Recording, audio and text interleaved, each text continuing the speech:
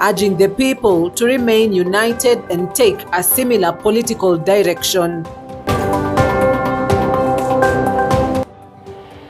It's 9 p.m. on the nose. Our sign language interpreter tonight is Laura Omondi. My name is Cynthia Nanjala. Let's get this show started. Now, some great news tonight for parents, where it is a huge relief for parents tonight, as the Cabinet Secretary for Education, Julius Migos Ogamba, has announced that the government has reviewed and reduced university fees effective September, following recommendations by the Presidential Working Party on Education reforms formed last year. Speaking at a teachers' college in Baringo during the 29th graduation ceremony, Ogamba said the team conducted a thorough review of the MTI program and used a wide variety of variables to determine parents' income as accurately as possible in order to reduce the margin of error. Ogamba further stated that the government has increased allocations to the Higher Education Loans Board, HELB, to support students. The team has reviewed. There is a team that the president set up, the presidential review team that was set up in September last year.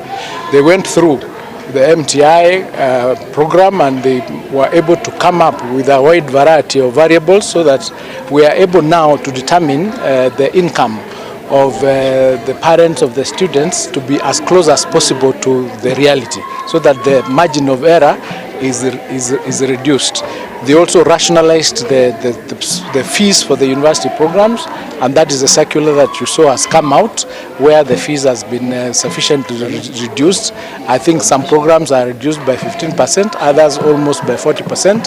That was a rationalization exercise that took place. So with all this mitigation and interventions, we believe and we are sure that going forward, that sector where there were a bit of issues relating to maybe banding is now going to be resolved, and we're going to ensure, as I keep saying, that no student is going to be left behind by the fact that they are financially constrained. The government is ready, willing and able to ensure that we support all our students to undertake their programs, to study their subjects of choice, their programs, their degrees of choice, and so that their dreams are realized.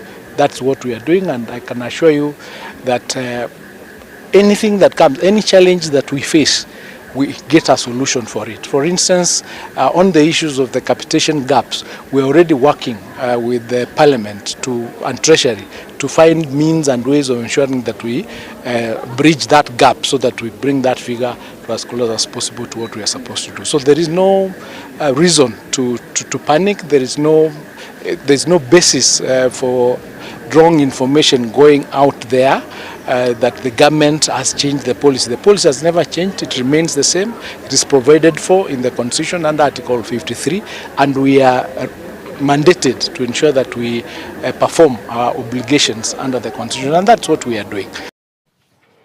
Police brutality can only be proven by a court of law. These were the words of Interior and National Administration Cabinet Secretary Kipchumba Murkomen, who said the cases recorded are cases of persons who have passed on in protests which he labeled criminal activities. Murkomen, while addressing the press, also slammed the Law Society of Kenya, led by its president Faith Odhiambo, accusing them of defending criminals and suspects of terror.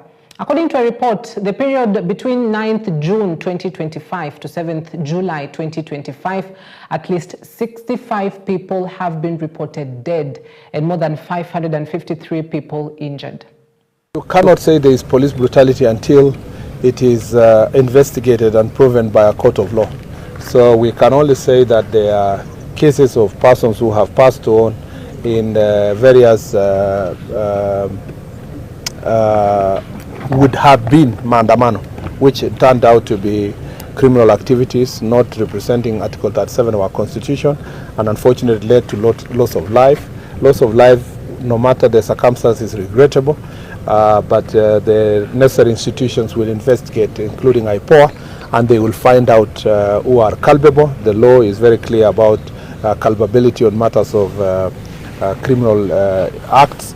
I don't think any organizer, I have said and I insist here that any person who has organized these acts of terrorism, burning police stations, burning vehicles, burning courts, burning supermarkets, we continue to insist that those are acts of terror. I wonder why, and I still insist, I still see the president of LSK going about defending criminals. Yes, we know that they are suspects. Who doesn't know that? But they are suspects of terror. And we are not relenting on that fact that those people deserve to be charged for acts of terror, to instill fear in the public, and to their objective is to make sure that there are no working institutions by banning courts, banning police stations, stealing guns, killing people, banning supermarkets, and we will charge them for what they have done and what they did. I want to say clearly here to the Law Society of Kenya that first of all, they must not jump into conclusions, and that the investigations that we've seen is that these are acts of terror. Charges which have been leveled against these individuals are for terrorism. So it's now up to the court to find them guilty or not. And we do not want them to normalize terror in our country. And we don't want civil society voices that only are one-sided. We remain firm, very firm.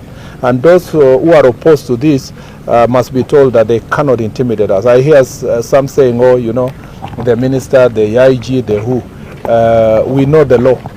They can go and intimidate other people, but they cannot intimidate us. We know what we are doing, we know the law, we know what it takes to secure a country, and we are not going to do politics with our nation. Presidential aspirant Reuben Kigame has filed a petition at the High Court seeking permission to privately prosecute top government officials, including the Interior Cabinet Secretary, the Inspector General of Police, the Director of Criminal Investigations, the Attorney General, and the National Intelligence Service Director General of alleged crimes against humanity committed during anti-government protests in 2024 and in 2025. Kigame and his legal team, led by former Member of Parliament and Senior Counsel Gitobu Manyara, have condemned the government for arresting protesters whom they described as harmless and charging them with terrorism. They have warned that they will accelerate the case to the International Criminal Court.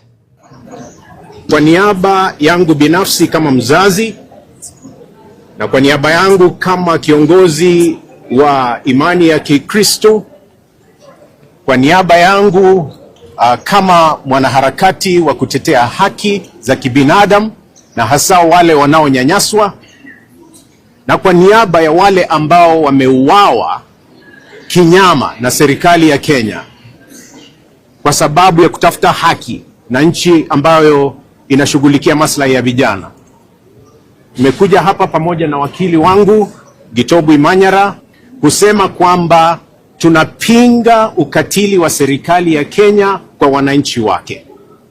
Tunapinga ukatili wa polisi kunyanyasa wananchi na kuwaua kiholela, alafu kudai kwamba hao ndio terrorists.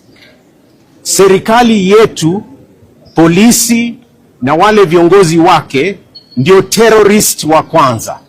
Wana terrorize wananchi. We will push it to the highest justice level possible. And like Esther of old, we will go for this, and if we perish, we perish. We are here to defend the people of Kenya in keeping with the Constitution, and we'll be celebrating this Constitution that we got in 2010. We have the 15th anniversary this coming August. Like Wakili has said, the Rome Statutes, and indeed if you look at the United Nations provisions for the human dignity and the rights of citizens, you can be sure that this government has systematically violated all of them and killed at will, including violating Article 26 of our Constitution that guarantees right to life. Na nasema kwamba ikiwa serikali haitapokea ombi hili la mashtaka kama vile imepuuzwa na yule mwenye mashtaka mkuu, basi itabidi tupeleke mashtaka haya kwenye koti kuu ya dunia ICC. Opposition principals under the United Opposition of Kenya say there is a well-calculated scheme to swindle billions of Kenyan taxpayers' shillings through the illegal importation of sugar and rice in the country. People's Liberation Party PLP leader Martha Karua Wiper leader Kalonzo Musyoka, DAP-K leader Eugene Wamalwa alleged that more than 25,000 metric tons of sugar have controversially docked at the Mombasa port en route to a sugar factory based in Western Kenya for alleged packaging and resale. The leaders, who announced that they will field joint candidates in the upcoming by-elections, vowed not to be intimidated by security officials while carrying out their rallies in different parts of the country. Friends of goodwill, as the united opposition, we will not be silent as our country is auctioned. We will not bow down to intimidation. We will not allow the proliferation of fake news and propaganda to define our time.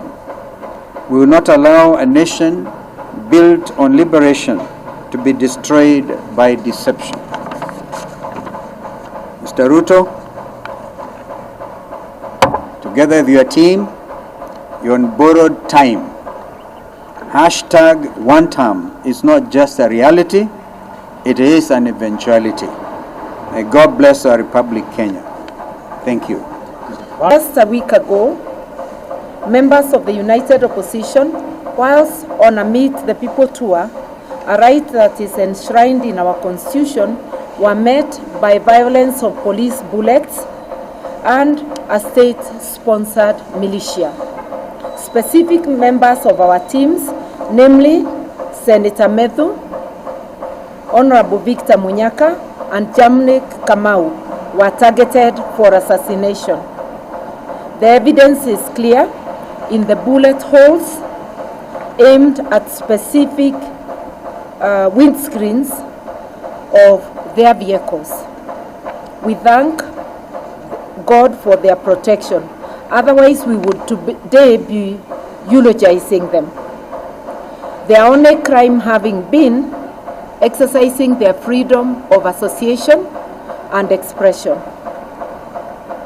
We will not tire from reminding the Ruto administration that freedom of movement, expression, and association are among the fundamental rights guaranteed in our Constitution and in the African Charter on Human and People's Rights, as well as on the International Covenant on Civil and Political Rights. Shadowed politics of the Mount Kenya region came to the fore as 3 governors from the region assembled at the same event, calling for unity of purpose of the region ahead of the 2027 elections. Nyeri County Governor Mutahi Kahiga, Murang'a County Governor Irungu Kang'ata, and Kirinyaga Governor Anne Waiguru have cautioned Mount Kenya leaders over being used for political gains, saying the nation should move as one. Mimi nikiangalia hapa mbele hapa, tukijipanga vizuri, hii 2027 tunaweza kuwa na sauti Kenya. Nikiangalia hapa, sisi tumekataa kuwekwa box tena, na tutajipanga. Kama wanafikiria ni kutupanga, neto kuebaga. Wepa tu, nyinyi kaeni huko, lakini msome saa ya kufanya nini, mfanye nini, tukae ni. Our votes must count for something. One thing I have realized in this time we're in is very different from the one of 2022. Mambo yamebadilika. Siku za kudanganya wananchi, alafu ukuja unachaguliwa, imefanya nini? Siku hizi wananchi wameerevuka. Watu wamefanya nini? Wameerevuka. Na wanasema lazima kazi ifanye nini? Iongee. So if you do not have a track record, you cannot speak. And that is why even here, sometimes there are places I'm unable to go. Because maybe we made a promise. And we came with the national government. And then that road has stalled. Wananiambia usikuje. This wananchi. Hata leo dereva wangu akipita hiyo njia nimemwambia kwa nini umepita hii njia na unajua hapa tunakuanga na shida. Waliniambia usipite hapa kabla hujafanya nini, na mimi sio barabara sio yangu. Hii mlima yetu ile kitu nikoshua ni moja. Hii vita nyingi unaona mlima. Can I tell you one thing? Wananchi wetu. Unaona ni kama kuna wako pande ile, ni kuna wako pande ile, kuna wako pande ile. Niwaambie kitu moja na mtakuja kunikumbuka. Hakuna watu wako pande yao. Hakuna watu wako pande tofauti. Hiyo ni kazi yetu wanasiasa, kila mtu kutafuta kaspesi. Siku moja utatukuta kwa jukwaa moja. Siku moja utatukuta kwa jukwaa. Hata wale wanasikia akisema sijui 1 term, sijui 2 term, siku moja utatukuta jukwaa moja tukisema sisi ni watu wa Mlima Kenya na tutaongea sauti moja. Na hiyo ndio maombi yangu. Maombi yangu canon si wakati tunajaribu kusema who are stronger than the others. Which camp is stronger than the others? Because the more we get divided as a mountain, the weaker we become. So kufurahia ati sisi ni wanani, sisi ni wanani, sisi ni wanani, we are becoming weak. Kirinyaga Governor Anne Waiguru has asked the national government to prioritize buying all the locally produced rice before allowing importation of duty-free products. Waiguru say that while it is understandable that the country does not produce enough rice to meet the national demand, it is only imperative that priority is given to local rice farmers. Waiguru warned that the planned importation of 500,000 metric tons of milled white rice announced in a notice by Cabinet Secretary for National Treasury John Mbadi would hurt Mwea rice farmers. Her appeal comes after a Gazette notice by CS Mbadi allowing directed importation of duty-free grade 1 rice on or before 31st December 2025. Kirinyaga County, just like it's number 2 in coffee production, and 25% of the entire coffee revenues in Kenya come from Kirinyaga. We are number 1 in rice production, not only in Kenya, but in the region. According to economics, najua tutaambiwa mchele ambayo sisi tunakuza haitoshi kulisha Kenya mzima. Lakini kabla hamjaleta mchele kutoka nje, tafadhali store zetu za Mwea zimejaa mchele. Mungechukua hiyo mchele ambayo iko kwa store, alafu ndio sasa tuende maneno ya kuongezea mchele kutoka nje, si ndio? Kwa sababu nisiposema hivyo, wakulima wetu watasema gavana wetu anaangalia tukiteseka na amenyamaza, si ndio? Civil society groups have accused the government of abusing terrorism prevention laws to intimidate and silence dissenting voices. Challenging the use of the laws against protesters, the human rights groups called on the government to drop the charges and set all protesters free.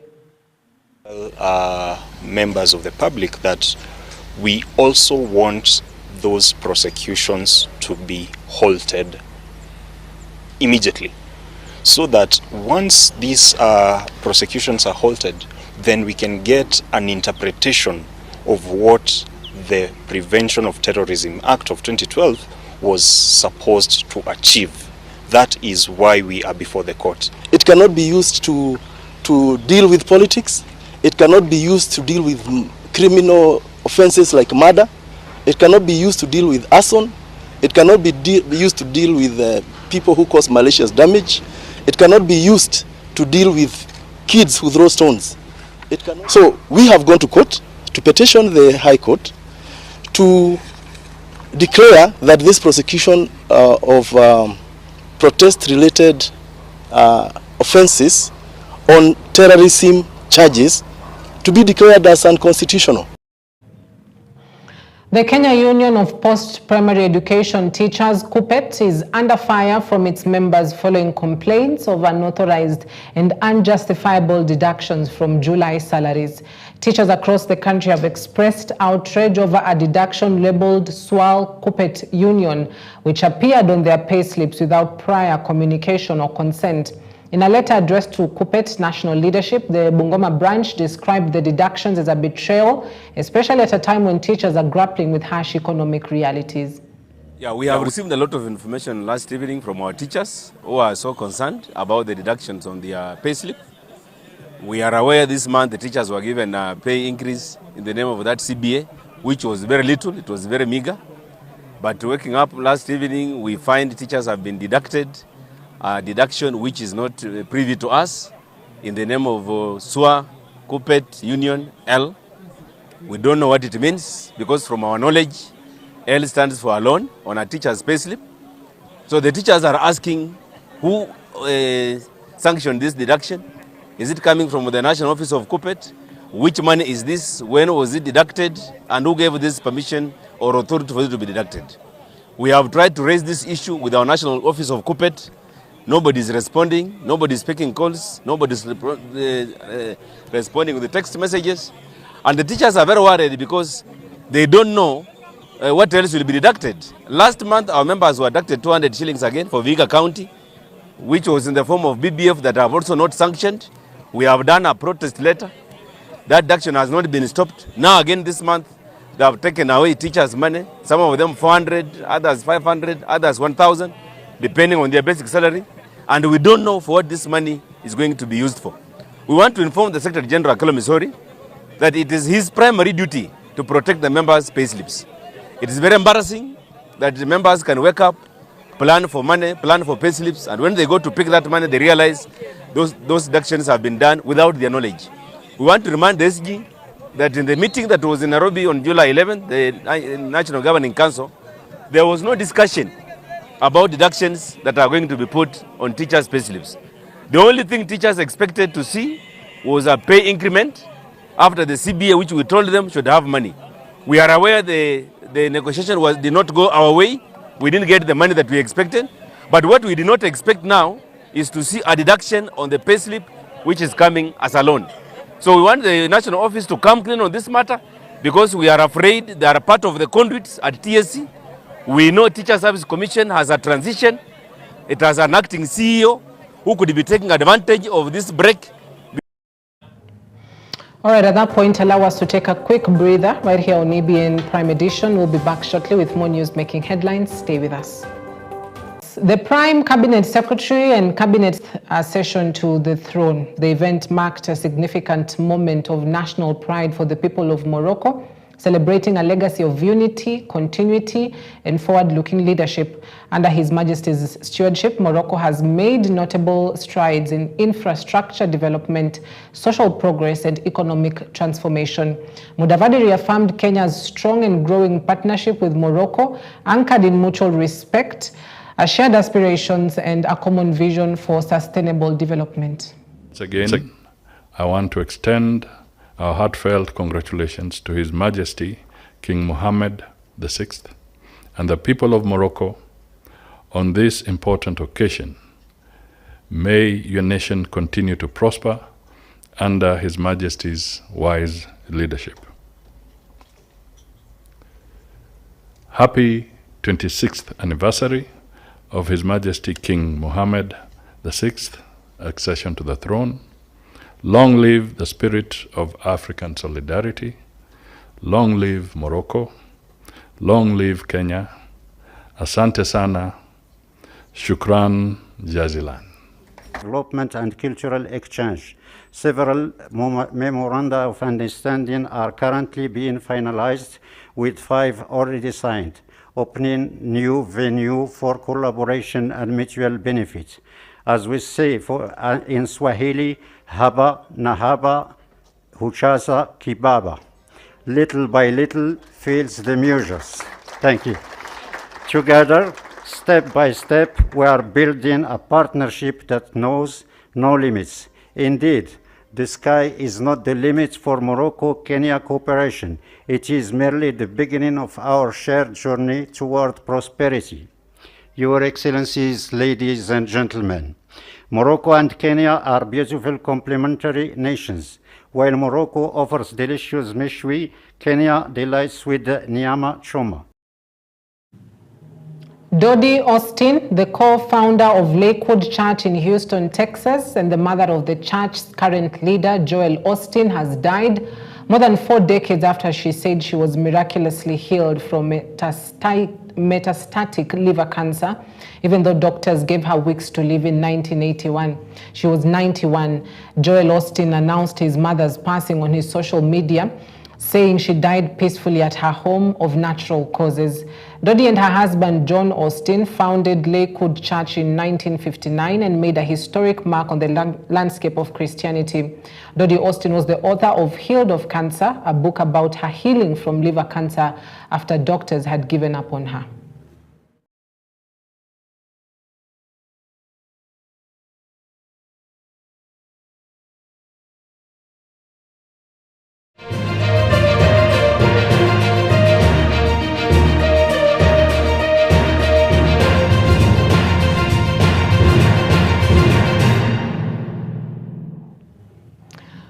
Now to sports, Agai Secondary School from Kisumu County has qualified for the men's football semi-finals despite participating in the competition for the first time.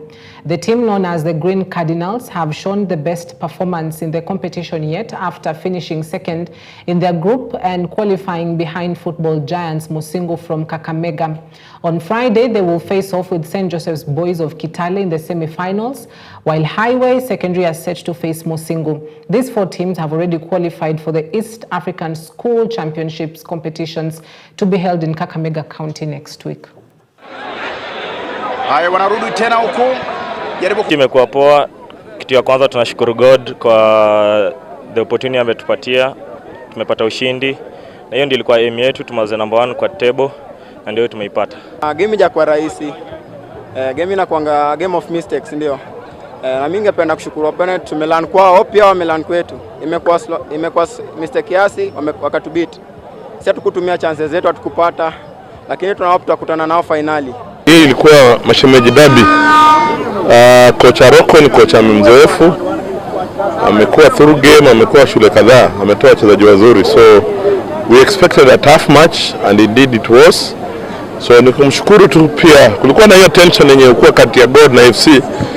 Hata naona vijana wangu walimsukuma lakini hawakujua yeye ndio mdosi wa shule. Mimi na mheshimu na yeye ananiheshimu. As he's playing Jobo na sisi tunacheza na Highway. Highway walitushinda kwa penalty. Na ilikuwa uchungu sana mwaka uliopita. So tunaona kwamba itakuwa game ngumu.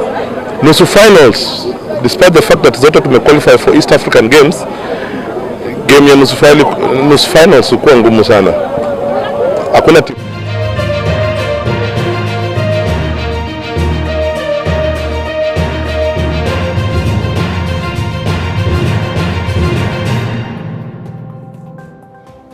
All right, congratulations to all the team that will be making it to the East African competitions. May you fly Kenya's flag high. All right, we wrap it up at that point tonight. Thank you for watching. My name is Cynthia Nanjala, and our sign language interpreter tonight is Laura Omondi. We'd love to wish you a blessed night and a happy new month of August. God willing, God bless.